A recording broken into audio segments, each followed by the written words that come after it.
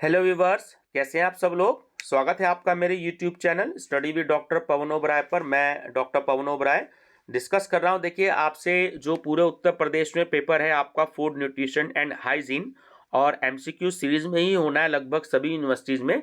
चौधरी चरण सिंह विश्वविद्यालय मेरठ में तो होना ही है एमसीक्यू सीरीज में।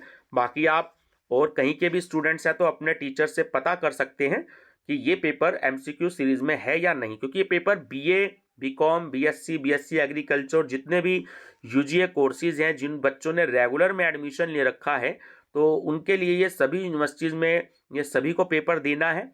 केवल पासिंग मार्क्स आपको लेने जरूरी है, नंबर ऐड नहीं होंगे। क्वालिफाइंग पेपर है, इसमें फेल तो सारे सब्जेक्ट में फेल, तो इसलिए इस सब्जेक्ट में पास होना आपके लिए बहुत ही ज़्यादा जरूरी है। ठीक है, तो स्टूडेंट्स 11 पार्ट में डिस्कस कर चुका हूं, 12वां पार्ट में आज डिस्कस कर रहा हूं आपसे। तो वीडियो जो है आप इसकी देखें, प्लेलिस्ट इसकी बनी हुई है। और फर्स्ट टाइम मेरे चैनल को देख रहे हैं तो study with doctor Pawan Oberoi channel को सब्सक्राइब कर लीजिएगा।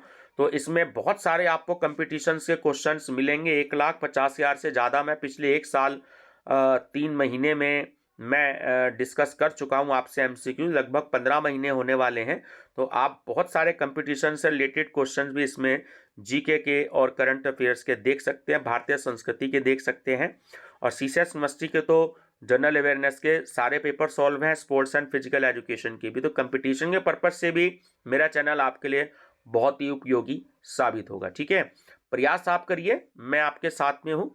जितना मुझसे प्रयास हो सकता है मैं आपको अपने चैनल पर एमसीक्यू सीरीज देने की पूरी कोशिश करूंगा। चलिए डिस्कस करते हैं। यूनिट नंबर 4 डिस्कस चल रही है, क्योंकि 4 ही यूनिट हैं। इसके बाद एक यूनिट में और डिस्कस करूंगा, और सारे के सारे ये आपका सिलेबस एक तरीके से लगभग 550 प्लस क्वेश्चन जो है वो मैंने आपके जो है वो करवा दिए हैं इस वीडियो में। ठीक है ना, इसके बाद मैं प्रैक्टिस सेट भी करवा रहा हूं, तो वो भी मैं आपसे डिस्कस करूंगा बहुत जल्दी। चलिए डिस्कस करते हैं। तो अधिकांश राष्ट्र संयुक्त राष्ट्र और विश्व स्वास्थ्य संगठन दोनों ही के सदस्य हैं, किंतु निम्न में यह राष्ट्र ही विश्व स्वास्थ्य संगठन का सदस्य है, संयुक्त राष्ट्र संघ का नहीं। तो बहुत ही स्टूडेंट्स इंपॉर्टेंट क्वेश्चन है, तो वह आपका स्विट्जरलैंड। ठीक है, ये जितने भी आप देखते हैं कि काला धन ब्लैक मनी जो बैंकों में जमा है, तो वो स्विट्जरलैंड के ही बैंक है, तो उन्हीं के बैंकों को हम शॉर्ट में स्विस बैंक कहते हैं। तो सारे के सारे बैंक वो स्विट्जरलैंड में ही है। विश्व स्वास्थ्य संगठन द्वारा प्रोटीन कैलोरी सलाहकार समिति का गठन किया गया, तो वो सन 1955 में किया गया। भारत में केयर यानी कि cooperative for American relief everywhere के द्वारा मध्याह्न आहार योजना प्राथमिक शालाओं प्राथमिक ये पाठशालाओं है बच्चों, थोड़ा सा मिसप्रिंट है, प्राथमिक पाठशालाओं के बच्चों के लिए आरंभ की गई। तो ये सन 1961 में प्रारंभ की गई थी। भारत में व्यवहारिक पोषाहार कार्यक्रम एक प्रयोग के रूप में सर्वप्रथम शुरू हुआ। तो ये सर्वप्रथम शुरू हुआ था बच्चों उड़ीसा राज्य में। ये उड़ीस गलत लिखा हुआ है, ये उड़ीसा राज्य है। ठीक है, राष्ट्रीय पोषण संस्थान निम्न में से कहां में स्थित है? बहुत इंपॉर्टेंट क्वेश्चन है। तो ये हैदराबाद में स्थित है। राष्ट्रीय पोषण संस्थान हैदराबाद में स्थित है। आईसीएमआर की सहायता से निम्न में किसने nutritive value of Indian foods नामक मानक पुस्तिका का प्रकाशन किया है? तो वो है ऑप्शन नंबर ए, राष्ट्रीय पोषण संस्थान हैदराबाद ने। यूनिसेफ की स्थापना कब हुई थी? तो यूनिसेफ बहुत इंपॉर्टेंट क्वेश्चन है, काफी कंपटीशन में क्वेश्चन आता है। तो यूनिसेफ की जो स्थापना हुई थी वो सन 1946 में हुई थी।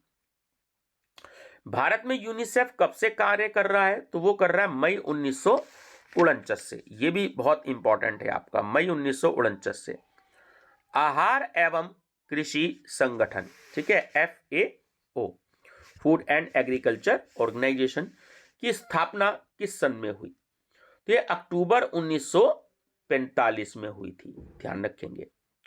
विश्व स्वास्थ्य दिवस कब मनाया जाता है? वर्ल्ड हेल्थ डे कब मनाया जाता है? तो ये 7 अप्रैल को मनाया जाता है। विश्व स्वास्थ्य संगठन, वर्ल्ड हेल्थ ऑर्गेनाइजेशन, है ना, WHO, इसका मुख्यालय कहाँ है? तो इसका मुख्यालय जेनेवा में है। केयर एक है, केयर जो है वो एक गैर सरकारी संस्था है, ध्यान रखेंगे, गैर सरकारी संस्था। जीवाणु जो दही में पाए जाते हैं, है ना, उसको हम क्या कहते हैं? दही जो है वो एक्चुअली जीवाणुओं से तैयार होता है, तो उसको हम कहते हैं लैक्टोबैसिलस। ठीक है, लैक्टोबैसिलस। निम्न में से किस खाद्य पदार्थ में लाइकोपिन पाया जाता है? लाइकोपिन, तो पपीता क्योंकि हमारी सेहत के लिए बहुत ही ज़्यादा उपयोगी होता है, बहुत ज़्यादा अच्छा होता है। क्यों? क्योंकि पपीता में लाइकोपिन पाया जाता है, तो पपीता इसका सही आंसर है। एलिन नामक यौगिक निम्न में पाया जाता है, तो जो लहसुन है वो देखिए हमारे शरीर के लिए बहुत ज़्यादा अच्छा होता है, क्योंकि लहसुन में एलिन नामक जो एक यौगिक है वो पाया जाता है। काली चाय से, काली चाय से, ये री शब्द जो है थोड़ा सा मिसप्रिंट है, ये एक्चुअली ग्रीन टी होती है, हरी चाय, है ना, इसको हम ग्रीन टी कहते हैं। ये क्यों बेहतर होती है? एक्चुअली ग्रीन टी जो होती है उसमें ज़्यादा एंटीऑक्सीडेंट पाए जाते हैं, कोई भी केमिकल नहीं होता है उसमें, ठीक है, जैसे कैफीन वगैरह नहीं होता, वो ब्लैक टी में होता है, काली चाय में कैफीन होता है। और जब हम गरम उबलते हुए पानी में जब हम दूध को मिलाते हैं तो बहुत ज़्यादा वो केमिकल रिएक्शन होता है, तो इसलिए चाय पीने से कभी कभी एसिडिटी लोगों को बन जाती है ना। तो बेस्ट ऑप्शन ये है कि ताज़ा पानी पी लिया जाए एक गिलास चाय पीने से पहले, तो उसका असर जो है वो थोड़ा सा कम हो जाता है। ठीक है, तो करेक्ट आंसर है कि उसमें अधिक एंटीऑक्सीडेंट पाए जाते हैं ग्रीन टी में। नींबू में प्रचुर मात्रा में क्या पाया जाता है? तो विटामिन सी पाया जाता है। प्रतिजैवी भी कहलाते हैं, जो प्रतिजैवी कहलाते हैं एक्चुअली वो इम्यूनोग्लोब्युलिन्स, है ना, कहलाते हैं। फलियों के अंकुरण से क्या होता है? देखिए फलियों के अंकुरण से, जो बीन्स होती हैं उसके अंकुरण से एक्चुअली विटामिन सी जो है उसकी मात्रा बढ़ती है। उस प्रोटीन का नाम बताइए जो सर्दी और फ्लू से लड़ने में मदद करती है, क्योंकि इसमें बीट ग्लूकेन्स और इम्यूनोग्लोबुलिन शामिल होते हैं। प्रतिरक्षा प्रणाली का और शरीर की प्राकृतिक निर्वर्तीकरण में सहयोग करती है, तो वो आंसर है इसका option number C, globulin. Globulin. किसी के भोजन में हरी सब्जियां आवश्यक क्यों हैं? वो इसलिए क्योंकि उसमें बहुत सारे विटामिन और खनिज होते हैं। लहसुन में कौन सा तत्व भरपूर है? तो लहसुन में जो तत्व होता है वो होता है फ्लेवोनाइड्स। ठीक है, फ्लेवोनाइड्स। पालक में लौह अंश यानी कि जो आयरन होता है वो सबसे अधिक होता है, लेकिन उसकी जैव उपलब्धि उतनी अच्छी नहीं है, इसकी वजह से किसकी उपस्थिति है? तो वो है आंसर हमारा ऑप्शन सी, ऑक्सलेट। ठीक है, ऑक्सलेट्स। चाय में क्या पाया जाता है? देखिए ये मैंने आपको अभी बताया था, चाय में जो होता है एक्चुअली कैफीन होता है ना, तो 3 होते हैं, कैफीन होता है, निकोटीन होता है, और एक और केमिकल होता है तीसरा, जिसका मुझे भी नाम याद नहीं आ रहा। तो आप कभी भी आप पे चाय पत्ती या कोई पैकेट हो तो जो उसका इंग्रेडिएंट्स है तो उसमें आप देखें 3 केमिकल होते हैं जनरली उसमें। ठीक है, अल्फा टॉक्सिन पाए जाते हैं, जो अल्फा टॉक्सिन होते हैं वो एक्चुअली मूंगफली में होते हैं। स्वास्थ्य और परिवार कल्याण मंत्रालय ने राष्ट्रीय जनसंख्या नीति कब तैयार करी थी? तो ये इन्होंने सन 1983 में तैयार करी थी। केंद्रीय स्तर पर स्वास्थ्य और परिवार कल्याण मंत्रालय का प्रमुख कौन होता है? तो होता है केंद्रीय स्वास्थ्य मंत्री। प्रथम राष्ट्रीय स्वास्थ्य नीति कब लाई गई? तो वो लाई गई थी सन 1983 ईस्वी में। जननी सुरक्षा योजना कार्यक्रम कब प्रारंभ हुआ था? ये सन 2005 ईस्वी से प्रारंभ हुआ था भारत में। दीनदयाल चलित अस्पताल योजना किसके द्वारा चलाई जा रही है? तो ये मध्य प्रदेश सरकार द्वारा चलाई जा रही है। इंपॉर्टेंट क्वेश्चन है। राष्ट्रीय ग्रामीण स्वास्थ्य मिशन कार्यक्रम का प्रारंभ कब हुआ था? तो ये सन 2005 ईस्वी से शुरू हुआ था। निम्न में से कौन सा रोग विषाणु से होता है, यानी कि वायरस से होता है? तो वो है आपका पोलियो।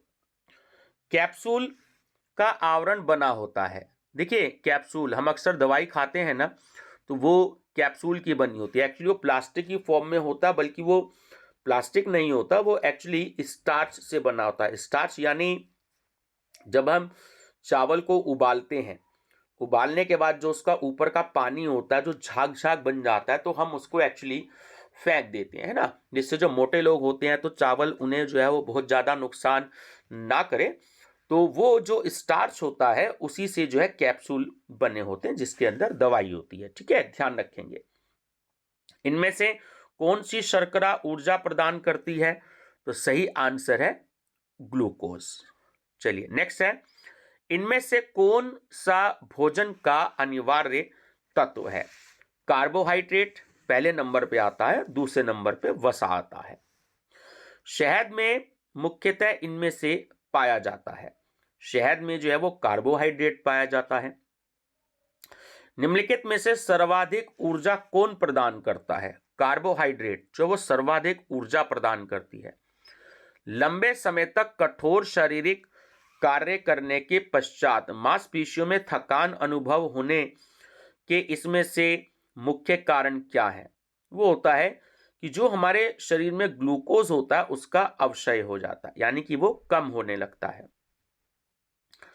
14 वर्ष की आयु के बच्चों के लिए इनमें से कौन सा सबसे अधिक महत्वपूर्ण है? तो सही आंसर है प्रोटीन। छिली हुई सब्जियों को धोने से कौन सा विटामिन धुल कर निकल जाता है? पहले भी ये क्वेश्चन एक दो बार आ चुका है। तो सही आंसर है विटामिन सी। कैंसर के उपचार के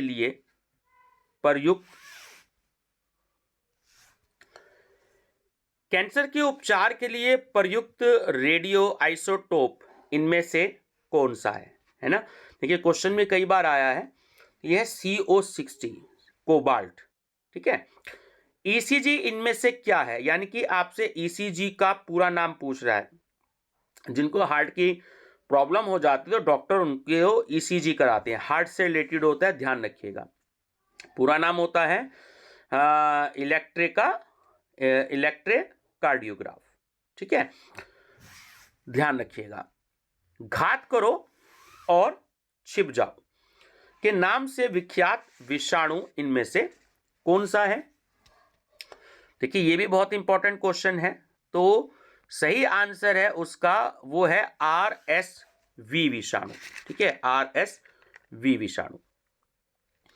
रक्त में श्वेत रक्त कणिकाओं यानी कि व्हाइट ब्लड सेल्स के अत्यधिक मात्रा में उपस्थिति को रोग विज्ञान की भाषा में क्या कहा जाता है? तो उसे हम कहते हैं ल्यूकेमिया। देखिए रेड ब्लड सेल्स भी होती हैं और व्हाइट ब्लड सेल्स भी होती हैं। RBC कहते हैं रेड ब्लड सेल्स को शॉर्ट में, और WBC कहते हैं व्हाइट ब्लड सेल्स को।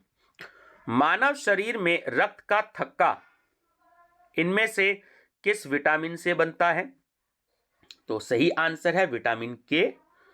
हृदय की धड़कन को नियंत्रित करने के लिए इनमें से कौन सा खनिज आवश्यक है? पोटेशियम। केंद्रीय औषधि शोध संस्थान जिसे हम शॉर्ट में CDRI कहते हैं, तो वो इनमें से कहाँ स्थित है? देखिए ये वो जो है आपका CDRI वो लखनऊ में स्थित है। निम्नलिखित में से किसकी कमी से दंत क्षय होता है? यानी कि जो हमारे दांतों का नुकसान होता है, जो फ्लोरीन होती है उसकी कमी की वजह से। फ्लोरीन हमारी टूथपेस्ट में होती है, ध्यान रखिएगा। केंद्रीय खाद्य प्रौद्योगिकी अनुसंधान संस्थान कहाँ है? तो ये है मैसूर में। सीमेंट और हड्डियों में इनमें से कौन सा तत्व पाया जाता है? कैल्शियम। ठीक है, ये कैल्शियम है सही आंसर, ध्यान रखेंगे। मानव शरीर में वसा इनमें से कहां पे जमा होती है? तो जो वसा जो होती है वो एक्चुअली वसा उत्तक में होती है। विटामिन सी का रासायनिक नाम क्या है? इंपॉर्टेंट क्वेश्चन है, कई बार आ चुका है। तो एस्कॉर्बिक एसिड जो है सही नाम है, इसका जो है रासायनिक नाम है। मानव शरीर में विटामिन ए इनमें से कहां संचित रहता है? यकृत में। ऊंट मरुस्थल में बिना पानी के कुछ दिनों तक रह लेता है, ऐसा करने के पीछे क्या कारण होता है? क्योंकि अपने कुबड़ में वो जमा किए गए चिकनाई का प्रयोग करके, ऊंट की जो पीठ होती है वो उभरी हुई होती है, तो उसका कुबड़ निकला हुआ होता है, तो उसमें जो चिकनाई होती है वो उसका यूज करता है। इनमें से किसमें प्रोटीन का सबसे अधिक स्रोत पाया जाता है? सोयाबीन में। जो चना, मटर, उड़द और सोयाबीन है, तो इसमें जो ऑप्शन दिया गया सोयाबीन करेक्ट आंसर है। एंजाइम मूल रूप से इनमें से क्या होता है? प्रोटीन होता है।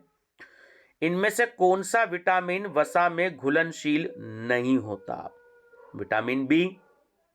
एक ऐसे चिकित्सक का नाम बताइए जिसने पहले सर्जरी करते समय गूगल ग्लास का इस्तेमाल किया था। ये भी बहुत इंपॉर्टेंट क्वेश्चन है। वो है doctor Raphael Grossman. Doctor Raphael Grossman. स्वास्थ्य से संबंधित 3D प्रिंटिंग तकनीकी के निम्नलिखित में से कौन सा आवेदन है? तो ये भी है आपका प्रिंटिंग स्किन और टूटे हुए दिल की और हृदय के ऊतकों में। बी भी है और सी भी है कि रक्त वाहिकाओं और हृदय के ऊतकों में। तो डी ऑप्शन जो बिल्कुल करेक्ट है ये सभी। कृत्रिम रेटिनास प्रौद्योगिकी किससे संबंधित है? आंख से संबंधित है। अस्पतालों में लाइट बल्ब तकनीक के रूप में इस्तेमाल की जाती है, तो जो कीटाणु रहित और जीवाणुओं को मारने में, है ना। ऑप्शन ए आपका करेक्ट है। मेलेनोमा बायोप्सी तकनीक पर कटिंग बैक का प्रयोग किस बीमारी के उपचार में किया जाता है? वो त्वचा के रोग में किया जाता है। वार्म डोनर ऑर्गन परफ्यूजन तकनीक किस शरीर के अंग से, ये है एक्चुअली शरीर के किस अंग से संबंधित है? थोड़ा सा मिसप्रिंट है। ये तकनीक शरीर के किस अंग से संबंधित है? तो फेफड़ों से संबंधित होती है वार्म डोनर ऑर्गन परफ्यूजन तकनीक। एम हेल्थ क्या है? ये एम हेल्थ जो है वो एक मोबाइल हेल्थ केयर है, ध्यान रखिएगा, M for mobile health care. स्वयं सेवा कियोस्क तकनीक क्या है? तो ये एक्चुअली यह एक तकनीक है जिसका उपयोग जो है वो अस्पताल पंजीकरण में किया जाता है। हीमोग्लोबिन का मुख्य कार्य क्या है? तो इसमें आपका ऑप्शन नंबर बी करेक्ट है। हीमोग्लोबिन का जो मुख्य कार्य है एक्चुअली रक्त प्रवाह में सहायता करना। ठीक है। भोजन के मनोवैज्ञानिक कार्य हैं, तो तीनों ही है, संवेगात्मक आवश्यकताओं की संतुष्टि करना, भावनाओं को व्यक्त करना और मानसिक तनाव कम करना। तो ऑप्शन डी करेक्ट है ये सभी। ऊर्जा प्रदान करना है भोजन का। देखिए ऊर्जा प्रदान करना भोजन का एक शारीरिक कार्य है ना। ऑप्शन सी करेक्ट है। शकरकंद स्रोत है। शकरकंद जो एक्चुअली कार्बोहाइड्रेट का स्रोत होता है। सोयाबीन स्रोत किसका है? सोयाबीन जो है वो प्रोटीन का स्रोत होता है। कोशिकाओं का निर्माण, जो सेल्स, इंग्लिश में सेल्स बोलते हैं, कोशिकाओं का निर्माण प्रोटीन के द्वारा होता है। शरीर की वृद्धि और विकास के लिए क्या आवश्यक होता है? प्रोटीन। हीमोग्लोबिन के निर्माण में सहायता करता है, तो वो होता है RBC, red blood cells. Vitamin मुख्यतः कितने प्रकार के होते हैं? विटामिन मुख्यतः 6 प्रकार के होते हैं। डायबिटीज रोग, मधुमेह किसकी कमी से होता है? तो वो इंसुलिन की कमी से होता है। कई बार ये क्वेश्चन रिपीट हो चुका है, 3-4 बार। कार्बोहाइड्रेट की कमी से, क्या है वो? ग्लूकोज। सेल्यूलोज है, जो सेल्यूलोज है एक्चुअली पॉलीसेक्राइड्स है, पॉलीसेक्राइड्स। सभी प्रकार की जो शक्कर का सरलतल रूप है, तो इसका सरलतम जो रूप है वो है ग्लूकोज। ठीक है, ग्लूकोज। मनुष्य 10 कैलोरी ऊर्जा प्राप्त कर सकता है। तो अगर वो कोई ऐसी चीज जिसमें 2.5 ग्राम कार्बोहाइड्रेट हो, ठीक है, 2.5 ग्राम यानी कि 2.5 ग्राम कार्बोहाइड्रेट से। और लास्ट क्वेश्चन है, कार्बोहाइड्रेट के अधिक सेवन करने से कौन सी बीमारी हो जाती है? तो वो मधुमेह की बीमारी हो जाती है, यानी कि डायबिटीज की बीमारी। तो स्टूडेंट्स एक्चुअली ये आपका हिंदी मीडियम के हिसाब से अभी मैंने खत्म कर दिया है, ठीक है ना। बहुत जल्दी मैं आपको दोबारा हिंदी के कुछ क्वेश्चन और कराऊंगा। तो प्लेलिस्ट है इसकी, फूड न्यूट्रिशन पार्ट नंबर 11। एक ही तरह का थंबनेल है इसका जो मैंने बना रखा है। इंग्लिश की वीडियो के लिए अलग तरीके का थंबनेल होगा, जिससे स्टूडेंट्स को कोई भी कंफ्यूजन ना हो। तो ये अभी फिलहाल आप स्टडी कर सकते हैं। 550 प्लस में एमसीक्यूज है। अब मैं इंग्लिश मीडियम में स्टार्ट करूंगा अगले 4-5 दिन, और जैसे ही मेरे पास प्रैक्टिस सेट और क्वेश्चन बैंक जो मैं तैयार कर रहा हूं वो तैयार होता है, तो मैं बहुत जल्दी आपसे नेक्स्ट वीक जो है इससे रिलेटेड फिर डिस्कस करूंगा। तब तक के लिए आप मेरी प्लेलिस्ट स्टडी करें और उसको आप लाइक और शेयर सब्सक्राइब जरूर कर सकते हैं। Thank you viewers.